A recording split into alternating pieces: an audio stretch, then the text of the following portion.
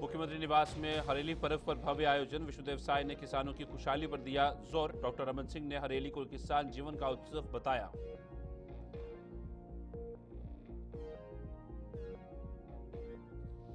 भूपेश बघेल ने पारंपरिक अंदाज में मनाया हरेली त्योहार। भाजपा पर भूपेश बघेल का हमला, बोले गोठान बंद कर ग्रामीण अर्थव्यवस्था पर किया वार। बेटे की गिरफ्तारी को बताया राजनीतिक साजिश।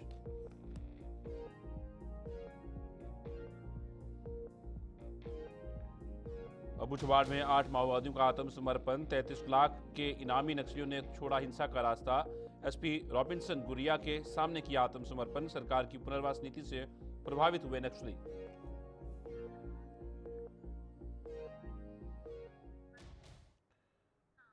नमस्कार, छत्तीसगढ़ी खास खबर देख रहे हैं आप सब। मैं हूं आपके साथ साहिल कीर्तनी। रायपुर में मुख्यमंत्री निवास पर हरेली पर्व का भव्य आयोजन हुआ। मुख्यमंत्री विष्णुदेव साय ने किसानों की खुशहाली को सरकार की प्राथमिकता बताया। उन्होंने कहा कि हरेली केवल कृषि का पर्व नहीं बल्कि प्रकृति और खेती से जुड़ा त्योहार है।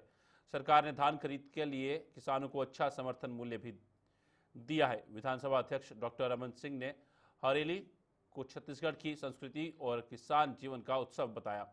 इस अवसर पर उप मुख्यमंत्री, मंत्रीगण और कई जनप्रतिनिधि मौजूद थे। सभी ने किसान खुशहाली और राज्य विकास की कामना की। छत्तीसगढ़ वासियों को, छत्तीसगढ़ के दाई दादा सिवान जवान सभी संगवारी मल्ला हरेली त्योहार के गाड़ा गाड़ा बधाई। आज मुख्यमंत्री निवास में पिछले साल की भांति हरेली त्योहार के आयोजन किए गए से समारोह के, और उनमें हमारे विधानसभा के अध्यक्ष और पूर्व मुख्यमंत्री, हमारे दोनों डिप्टी सीएम साहब, हमारे मंत्रीगण, विधायकगण, हमारे निगम मंडल के सभी अध्यक्षगण, कार्यकर्ता बंधुगण और हमारे नाचा पार्टी के भाई मन भी सब यहाँ आइन हैं। उमला भी बहुत बहुत बधाई, धन्यवाद। और आज यहाँ हमन पूजा करे हन शिव पार्वती के, धरती माता के, गौ माता के, और ये दुआ मांगे हन कि ये साल के पहला त्यौहार है तो साल भर छत्तीसगढ़ में खुशहाली हो, सबके घर में सुख समृद्धि हो, किसान मन के घर में से बरकत हो। और यहाँ कृषि विभाग बहुत औजार मन के प्रदर्शनी भी लगाए हैं। सबसे आग्रह है कि ओला देखें भी खरीदें। नवा रायपुर स्थित उप मुख्यमंत्री अरुण साव के सरकारी निवास पर आज हरेली पर्व धूमधाम के साथ मनाया गया। उप मुख्यमंत्री ने हल और कृषि औजारों की पूजा की और गौमाता को आटे की लौंदी व गुड़ खिलाया। इस मौके पर कृषि मंत्री रामविचार नेताम, महिला एवं बाल विकास मंत्री लक्ष्मी राजवाड़े और अन्य विधायक भी मौजूद रहे। अरुण साव ने पारंपरिक छत्तीसगढ़ी व्यंजन परोसे और शीशम का पौधा लगाया। उन्होंने हरेली पर्व की शुभकामनाएं दी और कहा कि यह पर्व किसानों कृषि को समर्पित है, जो पूरे प्रदेश में उत्साह के साथ मनाया जा रहा है। वास्तव में हरेली हमारा लोक पर्व है। सैकड़ों वर्षों से हरेली का त्योहार मनाया जाता है, परंपरागत रूप से मना रहे हैं। और ये विशेषकर गांव में हर एक व्यक्ति, सभी किसान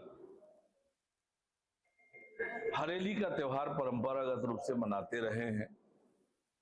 किसान अपने कृषि औजारों की साफ सफाई करके पूजा करते हैं।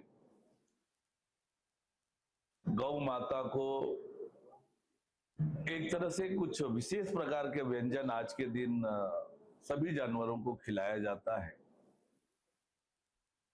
और इसे लेकर कोई राजनीति करे, दिखावा करे त्योहारों के नाम पर, जो हर एक व्यक्ति का परंपरागत कार्यक्रम है, कोई अपने आप को ये साबित करे कि मैं इस त्योहार को बढ़ा रहा हूं। जो हर व्यक्ति हर साल मनाता है, उस त्योहार को ऐसा प्रदर्शित करने की कोशिश किया कि उसका इजाद हमने किया है। छत्तीसगढ़ में हरेली त्योहार की धूम रही। पूर्व मुख्यमंत्री भूपेश बघेल ने पारंपरिक अंदाज में हल और कृषि यंत्रों की पूजा की और गेड़ी चढ़कर प्रदेशवासियों को शुभकामनाएं दी। इस मौके पर उन्होंने भाजपा सरकार पर तीखा हमला करते हुए गोठानों को बंद करने की कथित कोशिश की निंदा की। वहीं अपने बेटे की गिरफ्तारी को उन्होंने राजनीतिक साजिश बताया और कहा कि अडानी पर बोलते हुए कार्रवाई हुई। बघेल ने मोदी सरकार और ईडी पर लोकतंत्र दबाने का आरोप लगाया। उन्होंने कार्यकर्ताओं से संघर्ष का आह्वान करते हुए कहा, हमें डरना नहीं, लड़ना है। हरियाली और सब लोग हर्षोल्लास के साथ, सब अपने मित्रों के साथ, परिवार के साथ, आज जहां एक तरफ कृषि औजारों की पूजा की जाती है, वहीं गौवंश को लोंदी खिला के उसकी भी पूजा अर्चना की जाती है। वहीं नौजवान और बच्चे गेड़ी दौड़ का आयोजन करते हैं, खेल कूद का आयोजन करते हैं। यह त्यौहार हमारे छत्तीसगढ़ का पहला त्यौहार, हरियाली का त्यौहार, हम सब के लिए उत्साहवर्धक त्यौहार है। लेकिन अभी आप देखेंगे किस प्रकार से राज्य सरकार लोगों को धोखा दे रही है। छत्तीसगढ़ में 44% जंगल और नारा दिए हैं एक पेड़ मां के नाम, लेकिन जिस प्रकार से जंगल को काटने का षड्यंत्र चल रहा है, पूरे अडानी को सौंपने का षड्यंत्र चल रहा है, तो छत्तीसगढ़ को बंजर बनाने का षड्यंत्र जो चल रहा है उसका हम सब विरोध करते हैं। आज हरियाली का दिन है और हम सब संकल्प लेते हैं। छत्तीसगढ़ प्रदेश कांग्रेस कमेटी के संचार प्रमुख सुशील आनंद शुक्ला ने मीडिया से बातचीत के दौरान कहा कि छत्तीसगढ़ में भाजपा सरकार के भीतर गुटबाजी के कारण साय मंत्रिमंडल के 2 अहम मंत्री पद अब भी खाली हैं। माना जा रहा है कि जैसे कि इन पदों को भरा जाएगा, बगावत की आशंका तेज हो जाएगी, जिससे सरकार अस्थिर हो सकती है। अब सरकार हरियाणा मॉडल पर विचार कर रही है, जिसमें 3 नए मंत्रियों की नियुक्ति और कुल 14 मंत्रियों की सूची तैयार की जा रही है। इससे विधायकों में उम्मीद बनी रहे, लेकिन गुटबाजी इतनी गहरी है कि पार्टी एक भी मंत्री पद भरने की स्थिति में नहीं दिख रही। पूरा राजनीतिक माहौल असमंजस में है। गुटबाजी के कारण साय मंत्रिमंडल में अभी 2 पद खाली हैं। इन्हें पता है कि जैसे ही इन 2 पदों को भरा जाएगा, वैसे ही बगावत शुरू हो जाएगी और राज्य सरकार का पतन भी उसी दिन तय हो जाएगा जिस दिन ये मंत्रिमंडल के पूरे पद भर लिए जाएंगे। अब 2 पद खाली हैं, उसको तो भर नहीं रहे हैं। अब कहते हैं हरियाणा की तर्ज पे 3 मंत्री बनाए जाएंगे, 14 मंत्री बनाए जाएंगे। वो इसलिए कि विधायकों के अंदर में लालसा जगी रही, हो सकता है कि हमारा नंबर भी लग जाए, जबकि हकीकत ये है कि इतनी ज़्यादा भारतीय जनता पार्टी में गुटबाजी है। छत्तीसगढ़ के नारायणपुर जिले के अबूझमाड़ इलाके में सक्रिय 8 कुख्यात नक्सलियों ने पुलिस के सामने आत्मसमर्पण कर दिया। इनमें 4 महिला नक्सली भी शामिल हैं, जिन पर कुल 33 लाख रुपए का इनाम घोषित था। आत्मसमर्पण करने वालों में प्लाटून कमांडर कमलेश और माओवादी संगठन के डॉक्टर सुखलाल जैसे बड़े नाम भी शामिल हैं। सभी ने नारायणपुर एसपी रॉबिन्सन गुरिया, बीएसएफ और आईटीबीपी अधिकारियों के सामने आत्मसमर्पण किया। एसपी ने बताया कि लगातार चल रहे ऑपरेशनों और पुनर्वास नीति के चलते नक्सली हिंसा छोड़कर मुख्यधारा में लौट रहे हैं। आज दिनांक 24 जुलाई 2025 को जिला नारायणपुर में कुल 8 हार्डकोर नक्सल माओवादी सरेंडर कर रहे हैं और इसमें कुल इनामी 33 लाख है। मुख्य रूप से इसमें पीएलजीए के जो इनके बटालियंस की जो मिलिट्री फॉर्मेशंस होती है, उसमें प्लाटून 1 और प्लाटून 16 के कुल 5 माओवादी हैं और एक जो ब्यूरो टीडी टीम जो संचालित करता था, जो यहाँ उत्तर पश्चिम जो जॉइंट सब जोन ब्यूरो या जो नक्सल्स का फॉर्मेशन होता है, उसमें एक टेक्निकल टीम होती है टीडी टीम, जिसका काम ये हथियार बनाना, उनका जो भी पीजीएल शेल्स वगैरह मैन्युफैक्चरिंग की टीम होती है, उसका कमांडर डीवीसी मुकेश जो अभी आज सरेंडर करेगा और उसके साथ उसकी टीम के एक और पीपीसी हैं और साथ में प्लाटून 1 के 2 पीपीसी हैं जो सरेंडर कर रहे हैं। इस प्रकार कुल 4 पुरुष 4 महिला हैं, कुल 33 लाख इनामी हैं। धमतरी पुलिस ने सड़क सुरक्षा और साइबर जागरूकता को लेकर स्वामी आत्मानंद स्कूल कुकरेल में यातायात पाठशाला का आयोजन किया। एसपी सूरज सिंह परिहार के निर्देशन और डीएसपी मोनिका मरावी के नेतृत्व में हुए इस कार्यक्रम में बच्चों को ट्रैफिक नियम, ड्राइविंग लाइसेंस, ज़ेब्रा क्रॉसिंग और सड़क पर सुरक्षित चलने की जानकारी दी गई। साइबर ठगी से बचाव और नशा मुक्ति पर भी जागरूक किया गया। यातायात प्रभारी खेमराज साहू और अन्य पुलिसकर्मी मौजूद रहे। धमतरी पुलिस लगातार ऐसे अभियान चला रही है।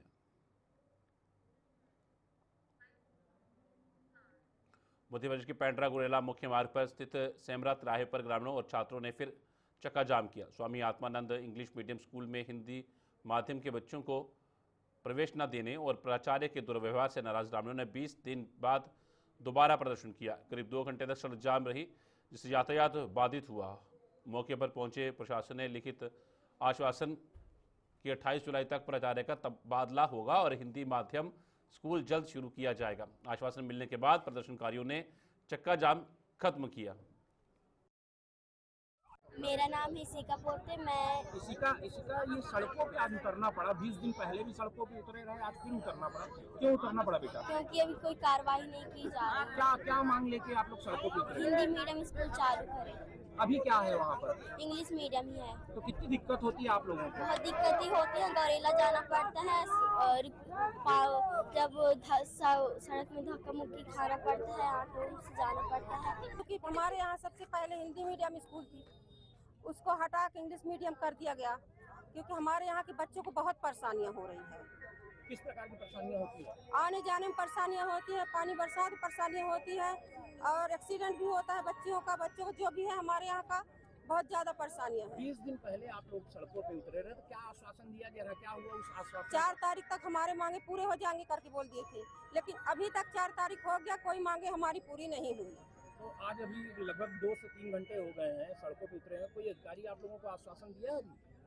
अभी तक तो कोई आश्वासन नहीं मिला है हमको। क्या चाहते हैं, क्या मांग है आप? हमारी मांग है कि हमारे स्कूल हिंदी मीडियम पूरा हमको मिलना चाहिए। सर, ये 3 साल से हमको आश्वासन दिया गया था कि दोनों स्कूल चलेंगे, हिंदी मीडियम और अंग्रेजी मीडियम कन्याशाला, तो उसको बीच में शिफ्ट बाय शिफ्ट बंद कर दिया गया प्रचार के द्वारा, और फिर उसको पूरी तरह से बंद कर दिया गया।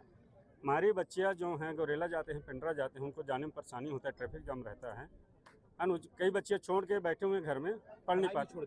जी सर, इसकी मांग है कि मतलब दोनों संचालित रहे, प्रचार द्वारा दुर्व्यवहार किया जा रहा है हमारे बच्चों के साथ।